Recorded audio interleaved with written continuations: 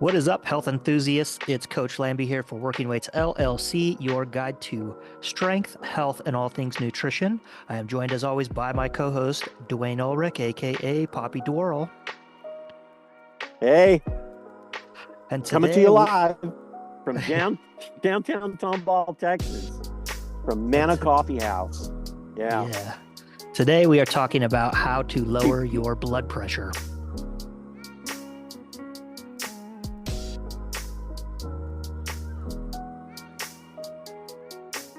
All right, Dwayne.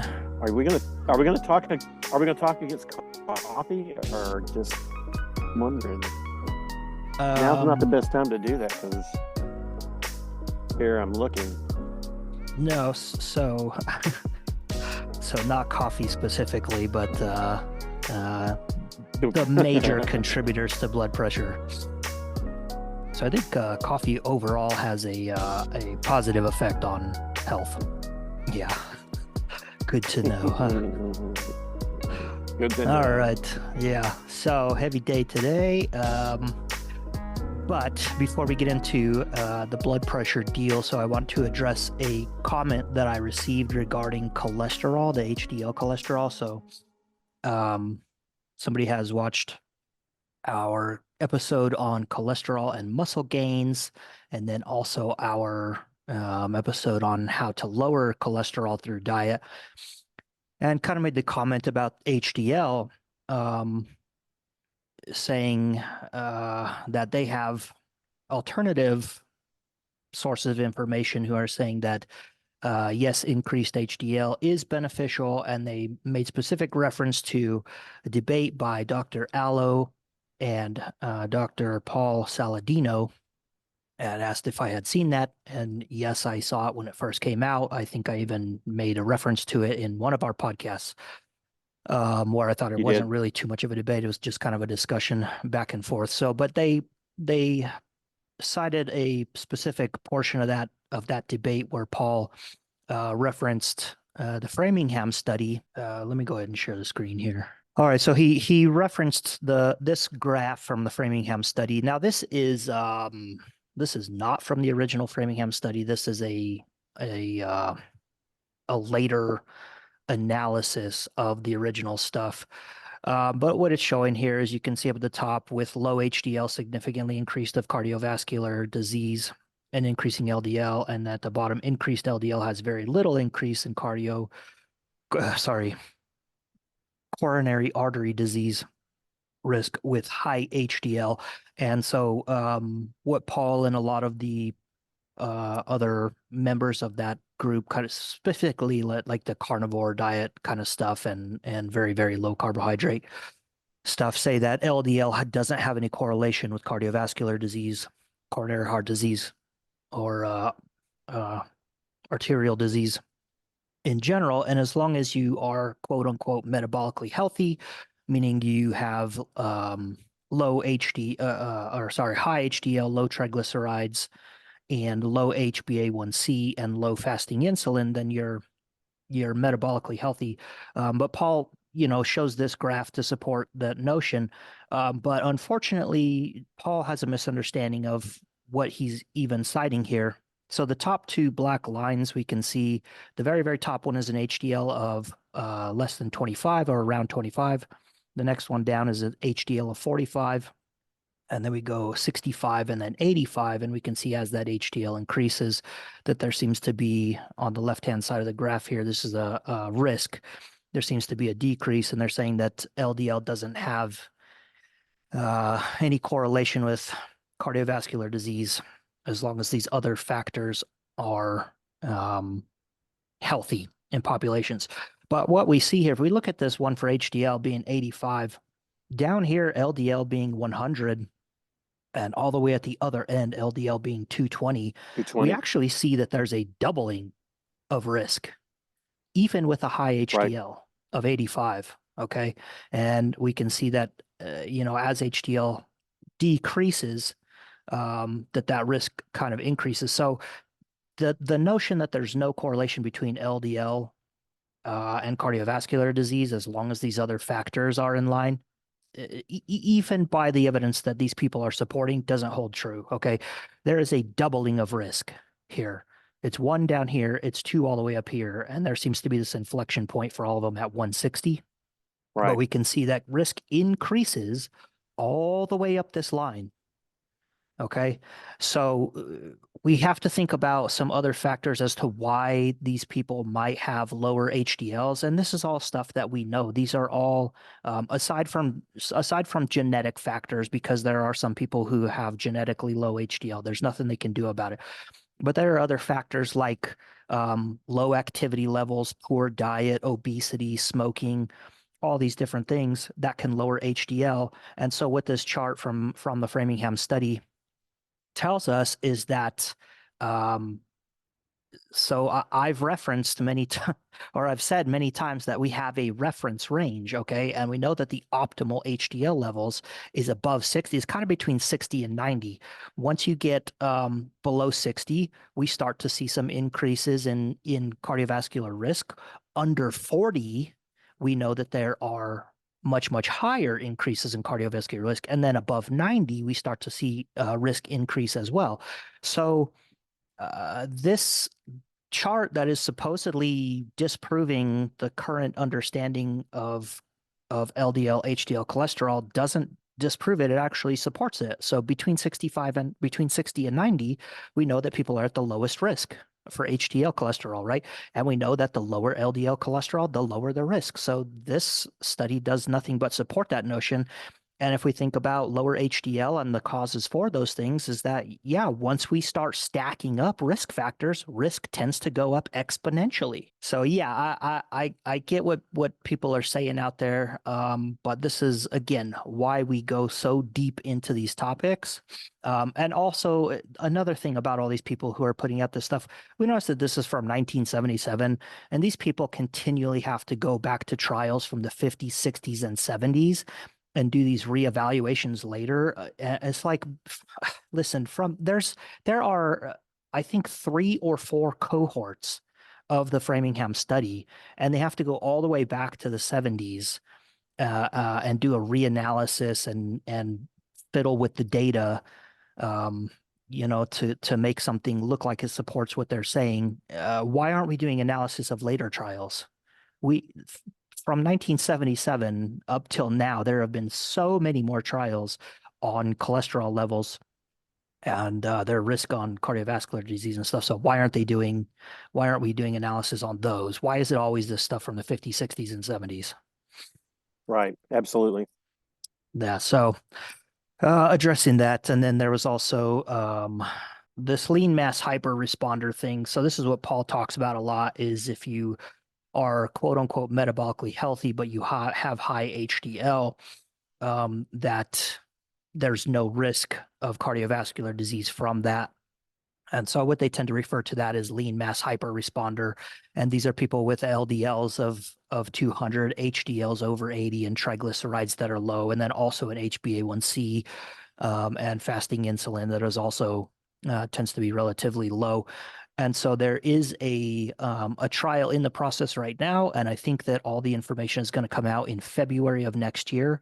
But there was a presentation recently done on this lean mass hyperresponder. What they're doing is they're looking at coronary angiogram for these people and trying to determine their cardiovascular risk factor for these people who are on a ketogenic diet who exhibit all of these traits. Now, I want you to take a look at this woman here. Okay, cholesterol scores can be higher for those who are lean and or athletic on a low carb diet. So this image of this woman here is supposed to be depictive of what a lean mass hyperresponder is. And so as they were making this presentation on baseline measurements for the people in this lean mass hyperresponder trial, there's 100 of them. There's also another trial going on right now called the Miami Heart Trial, which is also using coronary CCTA, coronary angiogram, to look at basically plaque deposits and determine risk factors and stuff. And so what they did is utilizing some of these baseline measurements between the keto diet and the Miami Heart, they found that there were 80 participants from each cohort. that kind of matched up for a lot of baseline characteristics aside from the cholesterol. And so what they did is they compared baseline coronary angiogram and found that there was kind of no difference between the two groups in plaque deposit, soft plaque deposit, and their risk for cardiovascular disease. Now, this is, I hate to laugh at this. Okay, but so if you look at the baseline measurements here, we have keto on the left, Miami heart on the right, and you can see most of them are the same. LDL and cholesterol tends to be the difference, but we also get down here to hyperlipidemic medication. In the keto group, there's 0 people, so they have refused to go on statins. And in the Miami trial, there are 26 people who are on lipid lowering medications, and then 1 person in the hypertension for the keto and none on the Miami heart. And then where is BMI? Oh, body mass index. So in the keto group, it's 22.5. And in the Miami heart, it's almost 26 BMI. Okay. So what they're saying here is despite having a high LDL, there doesn't seem to be any difference in cardiovascular risk between these two groups.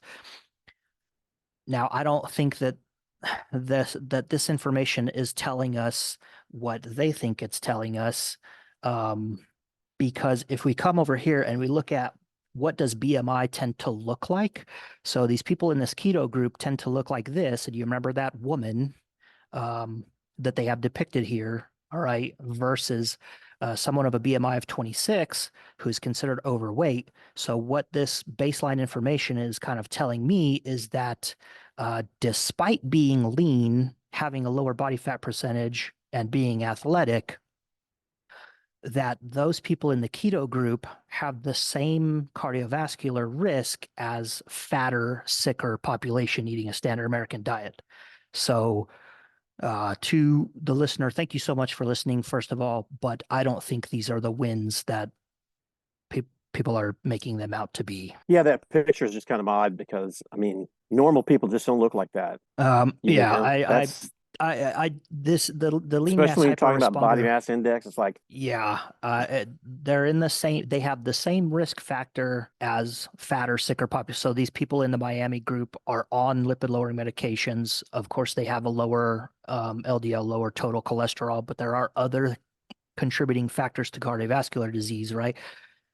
So it's not the slam dunk that everyone seems to think it is. Okay. right, These right, people in the right, keto group are at an elevated risk as compared, if you compared them to a cohort that was the same BMI, same activity level, but had lower LDL and weren't on medications, you would find that they are at a right, much higher risk than that right, cohort. Okay. right, So, yeah. right. All right. So that's out of the way. Let's get into this blood pressure. All right, we have an Imperial destroyer. Yeah. Whoa, that's good. Right there. Whoa, back up there, right there, right there. Good. Perfect. All right. Perfection. Yes. So, how to lower your blood pressure? Blood pressure, high blood pressure, also known as hypertension. Hypertension is known as the silent killer, and it is a major contributor to cardiovascular disease mortality. Hypertension was the primary contributing cause for 700,000 Mm, deaths in 2021. That is almost 750,000 people. It can also a lead to lot. erectile dysfunction in men. Surprisingly, it's only biological men. Trans men are not affected by this for some weird reason. That's weird. I Yeah. can't imagine.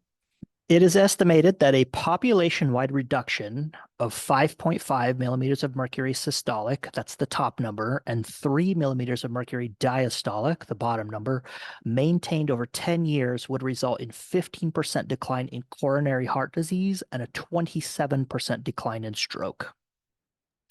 All right, and that's the Amazing. source here is the American Heart Association. Okay, so getting into some of the things that cause hypertension. Smoking is a major contributor to blood pressure, and cessation in that will lead to reduced blood pressure. All right, weight loss. Get this in the middle. Weight loss is a major driver of blood pressure reduction. For every kilogram, so it's 2.2 pounds of weight loss, that results in about 1 millimeter of mercury lower blood pressure, both the top and the bottom number, systolic and diastolic. And that only goes so far. I think once you get to about 10 or 15 kilograms, it tends to kind of top off right there. Yeah. So any diet or exercise program that results in weight loss is going to result in lower blood pressure, okay? And the best results coming from a combination of the two. So we're going to get into a lot of that stuff. So let's get into the diet here because most people are going to be kind of concerned with that. This seems to be one of the biggest things that people can change. So we're going to talk about salt versus sugar. So there is for whatever reason, there's a debate online about whether high blood pressure is caused by salt or sugar. All right. There is more and stronger evidence regarding salt. Okay. However, both tend to raise blood pressure. The main mechanism regarding salt is increased extracellular fluid volume. So as you increase your salt intake, that salt tends to retain water. So what ends up happening is that you end up having more water in your blood. So there's more volume of blood. Okay. And so once there's more volume, your arteries and blood vessels and veins and stuff will expand as much as they can. But if you exceed the point to which that artery can expand, you'll tend to find that there's an increase in pressure. So it's kind of like if you had a garden hose, right? And you're turning the spigot on and it's just a little bit at first, that pressure is not going to be very much. But as you crank that thing fully open, the volume of fluid going through that hose becomes higher and thus the pressure goes up. The main mechanism for sugar is thought to be through increased obesity. Okay. However, sugar sweetened beverages have been shown to have direct effects on blood pressure. And the current evidence supports dietary recommendations for limiting both of them. The American Heart Association recommends limiting salt to less than 2,300 milligrams per day, but ideally, we would like to see that under 1,500. And the dietary guidelines recommend limiting added sugars to less than 25 grams per day, and that's about 100 calories worth of added sugar. So getting into some diet. So the most research that we have, the most efficacious form of eating is called the DASH diet. The dietary approaches of stopping hypertension. And this diet focuses mainly on potassium, calcium, and magnesium. So you want to eat foods that are high in those things. It's a heavy emphasis on fruits and vegetables, whole grains, beans and legumes, low-fat dairy, specifically fermented forms of dairy like yogurt, skyr, and kefir. Fish, poultry, nuts, and oils. It is low in saturated fats like fatty meat, full-fat dairy, tropical oils like coconut, palm kernel, and palm oils, and it is also low in added sugars. Looking at daily servings in a DASH diet, so whole grains, you would be having 6 to 8 servings per day. Meat, poultry, and fish would be less than 6. Vegetables 4 to 5, fruits 4 to 5, low-fat dairy 2 to 3, fats and oils 2 to 3. And that would be tablespoons of oil, right? So you think about olive oil, canola oil, or something is recommending 2 to 3 tablespoons per day, not cups. Sodium, the recommendation is less than 2,300 milligrams. However, we see further decreases in blood pressure when we go lower than that, specifically when we go to 1,500 and lower. And then weekly, we want to see 4 to 5 servings of nuts, seeds, and legumes, and less than 5 servings of sweets. All right, we see reductions in blood pressure by reducing only salt, reducing only sugar, or by eating only DASH diet foods.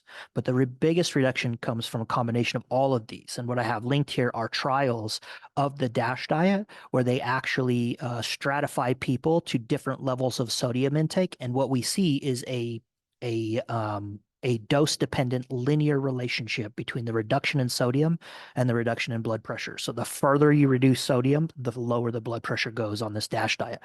However, just eating a DASH style diet, but having higher sodium tends to lower blood pressure than a standard American diet. All right, the Mediterranean diet has also been shown to lower blood pressure.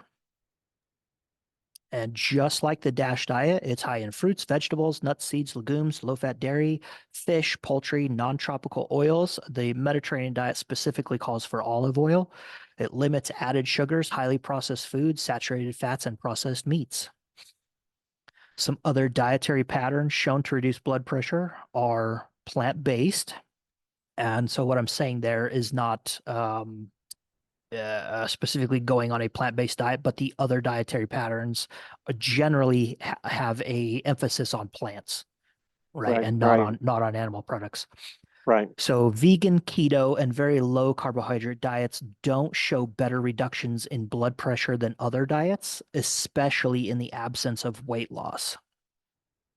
All right. So claims to any of these what we might consider extreme diets and their ability to lower blood pressure really depends on their ability to reduce weight.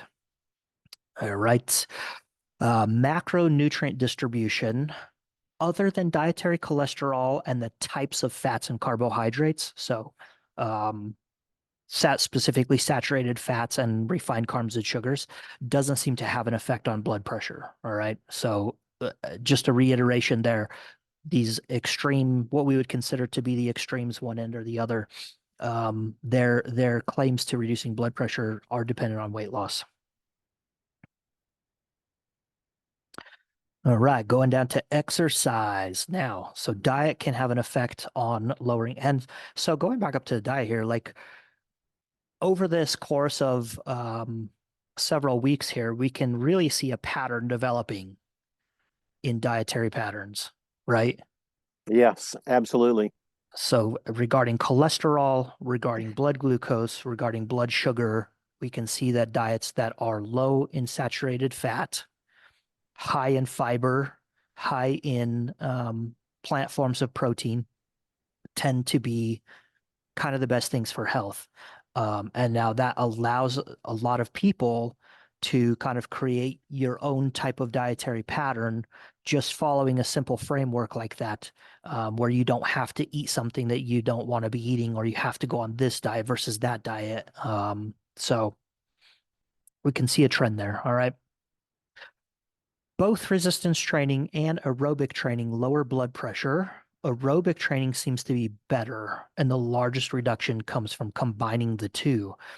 Now, the American Heart Association just released earlier this week their latest statement on resistance training and cardiovascular disease, and we know that blood pressure affects cardiovascular disease. And so this is a pretty big document. And of course, I will link to it. I can't believe I didn't put it in here. Okay. I will link to it. It's a pretty big document, but some main takeaways here are only 28% of adults reported engaging in resistance training at least 2 times per week. That is the current recommendations, despite its known health benefits. So as the people were being polled, they said, do you participate in resistance training? They labeled no. They say, do you understand the health benefits that come from resistance training? And people said yes. So despite knowing that it's beneficial to them, only about 30% of adults are engaging in it 2 times a week. And this can be simple stuff like weights, bands, and even body weight movements.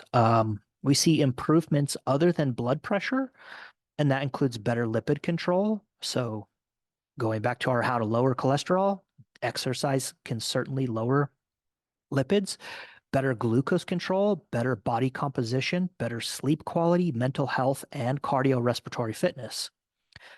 Either aerobic or resistance training lowered risk of all-cause and cardiovascular mortality by 18 to 29%. So either one independently, but combining the two led to reductions of 40 to 46%. And interesting, most people who are doing resistance training include aerobic training already, but not the other way around. So it's kind of like people who are endurance athletes don't tend to regularly engage in resistance training. It's a common misconception to me that people who do those that are high aerobic, like you said, like long distance runners or long distance bikers, they feel like their resistance training is coming through their bike or just by the fact that they're running miles and miles and miles. But it's different. It's very it's a very different Yeah. different motions, different muscle activations, and I think that misconception just comes from the grapevine. Oh, you don't have to do that if you're doing this, or oh, I'm doing aerobics, so hmm it's not the same. It's not the same. Yeah. I mean, the word cardio is even in the, cardiorespiratory, or I'm going to go do cardio. Like that word is even in there. So resistance training maybe sometimes can be thought of as not um, having an effect on your cardiovascular health. So yeah. Yeah. Yeah, so we talked about this before. This was in JAMA. Isometric exercises tend to lower blood pressure more than resistance training or aerobic training, and can be as simple as hand grip exercises. Oh, I forgot my thing inside. I wanted to bring that out, but I forgot it. So you got the hand grip, the squeezy thing. Okay, and No, I so hate the here's hand squeezy thing. yeah, so you can buy the hand grip trainers. Now they actually sell hand grip things specifically to address blood pressure, where you would like squeeze it and you figure out what your kind of one rep maximum is, and then you would do your hand grip exercises therefore at like a 30% of that. It's very complicated, so you can just buy a cheap hand grip exercise thing from Amazon or whatever, like Yep. $9. Just turn the as long as the resistance is adjustable, just turn it all the way down, or something that's going to give you a decent amount of resistance. So you're going to hold that in one hand for about 4 minutes, and then you would stop, and then you would take about a 3 minute break, and then you would do the other hand for 4 minutes. And so doing that one or two times a day will help lower blood pressure. Now, uh, isometric movements like a wall squat or maybe a loaded squat with a barbell or dumbbells, where you're holding that position for around 3 to 5 minutes, Right. tend to have in affecting larger muscles tends to have a larger effect on blood pressure, which is kind of like a duh kind of moment there. Yeah, But yeah. the hand grip thing is something people can do. You can do this while you're sitting around watching TV. If you're sitting at your desk and working or something, that's something that you can do right then. Walking has a very, very big impact on blood pressure. And I have links to uh, journal articles and stuff giving you advice on how to do it. So all forms of walking, get outside and walk. All right. We also have mindful breathing.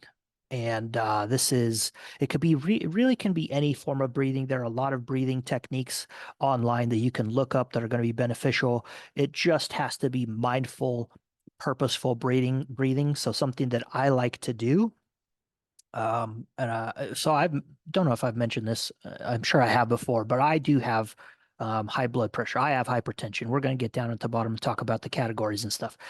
So the hand grip thing is something that I actually do, not as regularly as I think I should, but I do have that hand grip trainer, and that is something that I do. I also do the breathing. So I do a form of breathing called box breathing, where you inhale for 2 seconds, and it's not like a real deep, you're not like sucking down stuff, but you're just breathing in what would be a normal breath, 2 seconds, you hold for one, and then your exhale is 6 seconds, and then a 1 second pause. And then you do that for about 2 to 3 minutes with a 2 to 3 minute rest in there. And so this is also something that can be done while you're sitting on the couch watching TV, or you're sitting at work doing something, is taking a moment to have some mindful breathing. This is a conversation we've never had. First of all, the Yeah. grippy things, we've Yeah. never really talked about that. And it's funny because I actually have a deal that I put on my arm, and it's like I do this. It's like Uh-huh.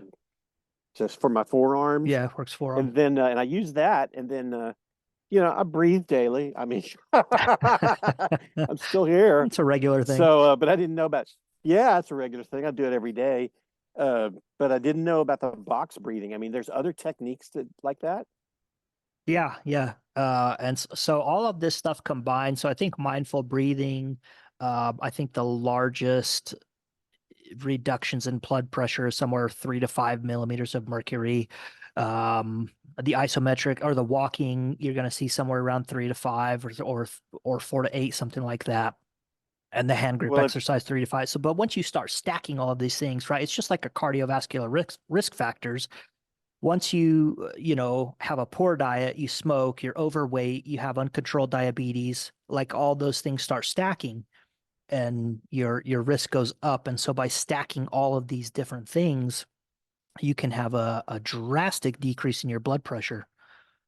Well, even just just 3 to 5 millimeters. Remember what we said at the beginning of the Yes. of this Yeah. study? That's huge.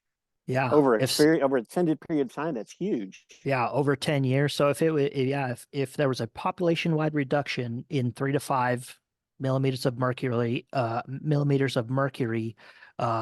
maintained over 10 years, we would see a 27% reduction in stroke. I don't Yep, remember where it is. it's Yeah, pretty but massive. it can be significant. Okay. That also speaks to these blood cholesterol debates that we're having too. Is it's not Yes, we're not looking at 1 to 2 to 4 years and saying, well, this is going to have a huge impact. It's over the course of 4 decades, right? When those things right. start adding up. All right. Now, monitoring your blood pressure at home can help keep you to adherent to certain programs. So if you have high blood pressure, you're looking to get that down, you're looking to do things other than taking medication, um, buying a simple blood pressure cuff, and the American Heart Association recommends the automatic type that goes on your upper arm. So just like you would be using at the doctor's office, not to that degree because those are thousands of dollars, but you can buy one on Amazon for quite cheap now. They're pretty good. The wrist and I finger can. monitors. Go ahead. I'm sorry. I'm just going to jump in here because I know what you're about to read. The wrist and finger monitors are not recommended because of less reliable readings. So I can speak to this. If you're a lot of times, some people will go to their doctor's office, or maybe you go to your dentist, and they're always going to slap one of these things on your wrist. And that's Mm, great. I mean, it's a ballpark, but it's not accurate. So you go home and say, hey, my blood pressure is 120 over 70 or 110 over 75 or something like that from a wrist monitor. Okay, you should be a little bit more mindful and get your own BP, automatic BP hmm machine because it's way more accurate at the upper arm and the bicep area than it will be at your wrist. So Yeah. some guys just do that because hey, it covers them and it kind of gives them a ballpark idea of okay, maybe I should work on this guy or not. But if you're looking at it and you're really trying to track your BP, I have high blood pressure also. If you're really trying to track it, you need to use the bicep area. Yeah. Those arteries are that's the place to do it from. It's much more specific. Yeah. It's a more reliable reading. And so this is actually, so I had a wrist cuff that I bought at first when I started tracking my blood pressure, and I took it in to my well, she's a nurse practitioner, but my primary care, and we actually measured that wrist monitor against the device that they had in the office, and then they also did it manually, and that wrist cuff actually was within range between what they had in the office there. So it worked out well for me in Houston, where we were kind of at sea level. And then when bringing it up here to Pine Top, I actually traded it to my mother-in-law for she had a upper arm monitor that was automatic and it takes 3 readings automatically. And we're going to talk about that. And so I traded it to her and it ended up being very, very inaccurate up here. So even the change in elevation for those wrist monitors can lead to less reliable readings. All right. So we have a good article here on monitoring your blood pressure at home. So how do we take this at home? Okay, so it is important that you are taking your blood pressure a specific way at home. So you want to take it twice daily, once in the morning and then once in the evening. Now, my recommendation is to kind of take it right when you wake up, after you go to the bathroom and everything, before you eat and drink stuff, take it then. And then also take it later in the afternoon between lunch and dinner. Okay. So we don't want to be consuming any foods, caffeine, or smoking, or having a lot of exercise around 30 minutes before you're going to take this measurement.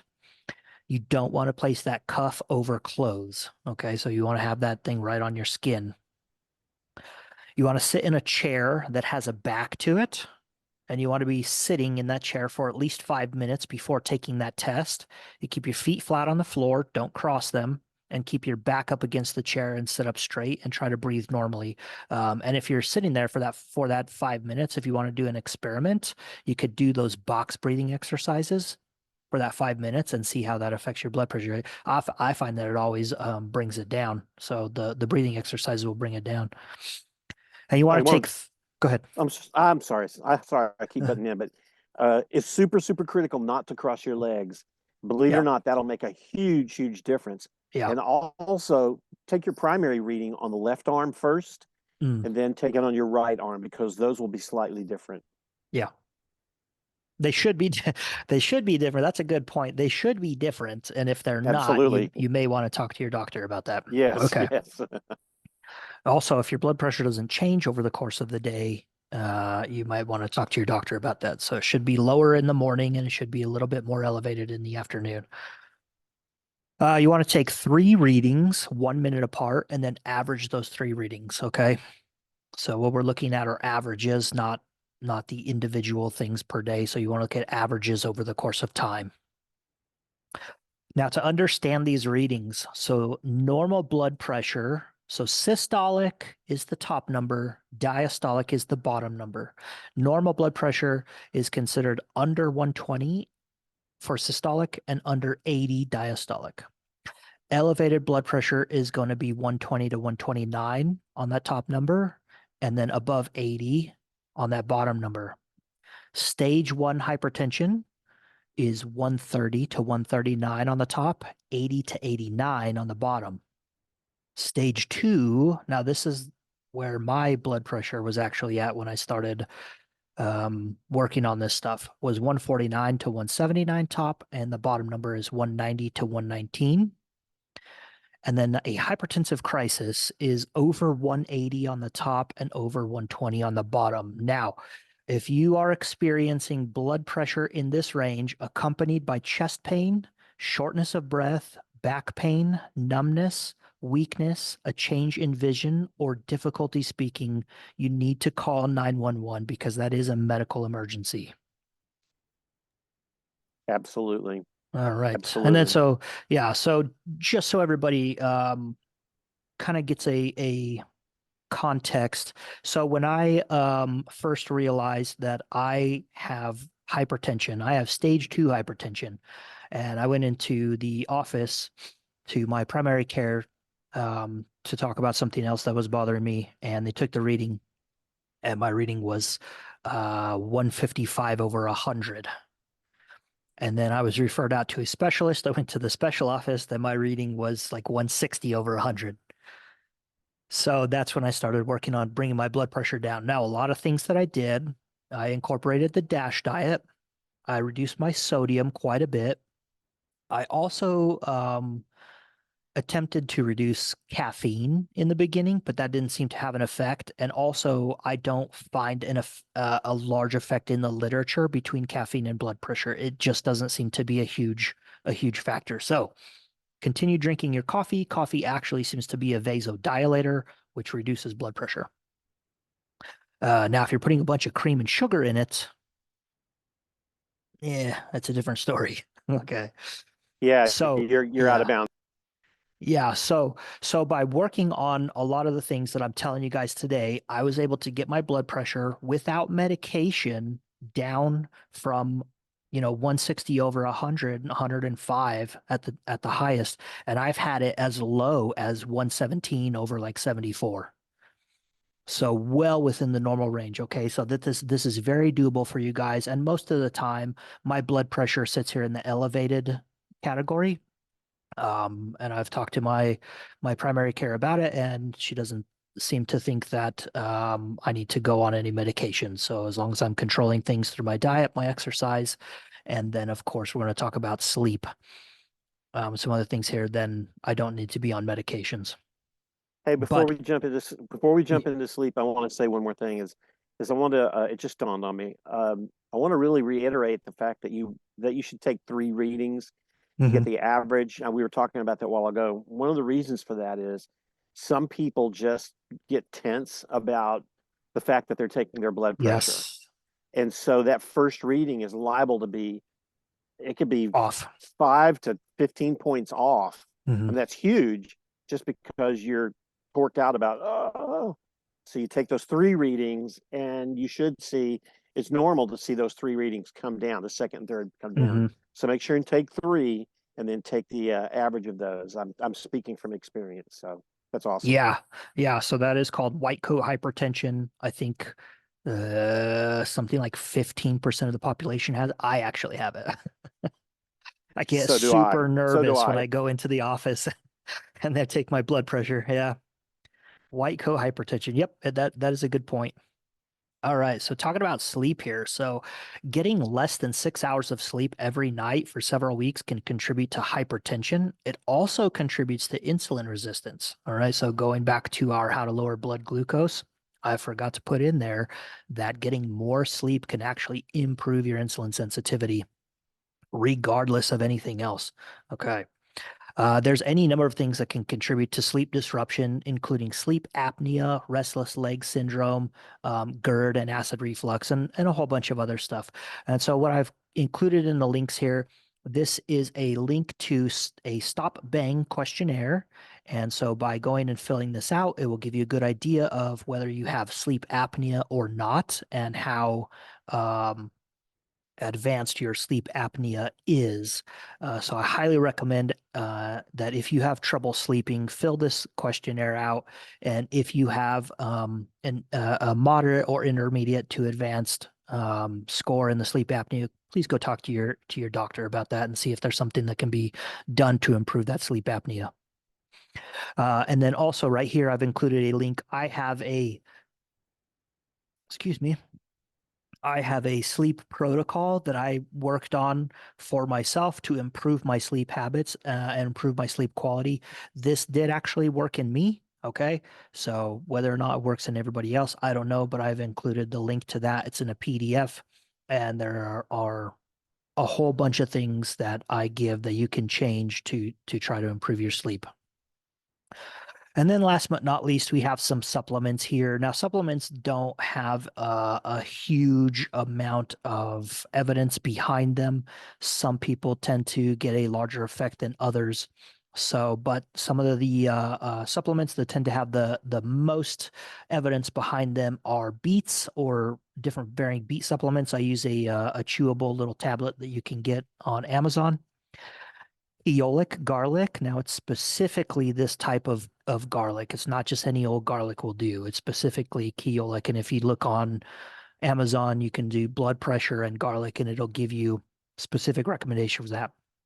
CoQ10 actually has been shown to reduce blood pressure.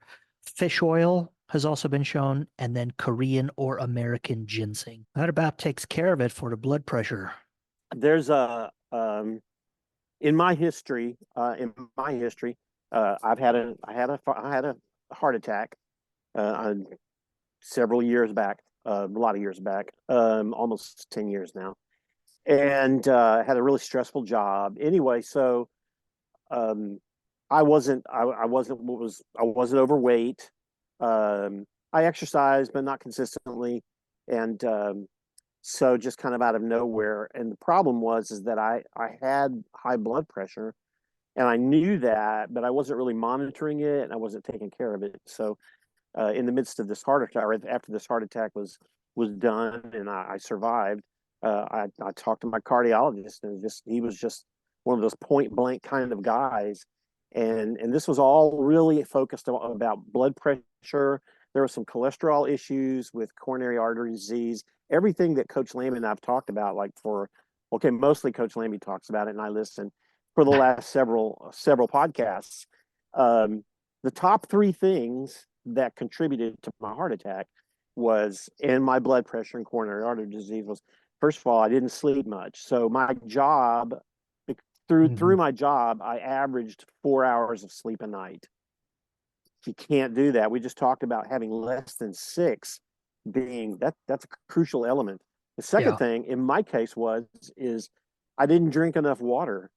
So for people that don't drink enough water, we're not trying don't overhydrate, but if you're not drinking enough water, you get you lose some volume, and Hmm. your blood becomes more what they call, I mean, this super complicated word, sticky, It's just harder for the heart to pump thicker blood.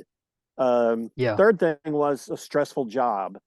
Included in that, then three more things were is I was in and around people who smoked a lot. I didn't smoke, but I thought, well, and if you're in a car with people that smoke, you know what? They roll the window down about that much and expect all the smoke to get sucked out the window. And that's not always the case. That's not really how things work. And so being around people who smoke, even secondhand smoke, is a huge factor towards that. Poor diet. I thought I was eating great, but when I go back and I started looking at it with a nutritionist, and especially when I started working with Coach Lamby, I found that I just really ate crap. Sorry to say it that, but it just was not healthy.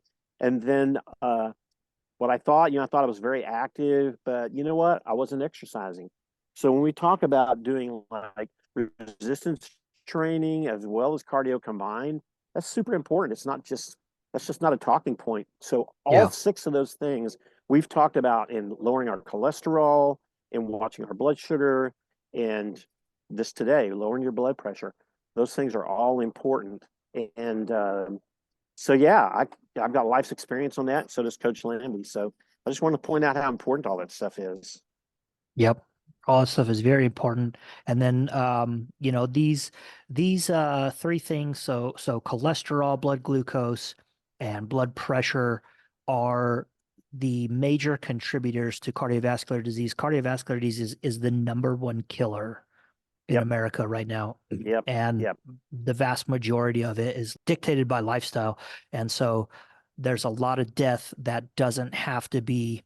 And so going through the last several weeks and looking at how to lower each of these things independently, we see that there is this common thread amongst all of them. Some advice going forward is find substitutions for the current foods that you're eating. Okay, so don't try to go from eating a standard American diet to eating a Mediterranean diet because those foods are very, very different. But if you make substitutions within those things, you can still eat pizza, you can still eat tacos, you can still eat burgers. You're just looking at substituting the ingredients or the items in those things that's going to move you towards this healthier pattern. And so those things lower in saturated fat, higher in fiber, higher in plant proteins, and higher in polyunsaturated fats. Okay, so those are going to be omega 3s specifically. All right. And yeah, you're going to do that, get a little bit of exercise. It doesn't really matter what you do, just do something. Get up off the couch and go be active and work on your stress, work on your sleep, and you're going to find that your health improves quite a bit. Can I say one more thing? Yeah. So this subject, and especially the last two or three podcasts we've done, is very personal to me.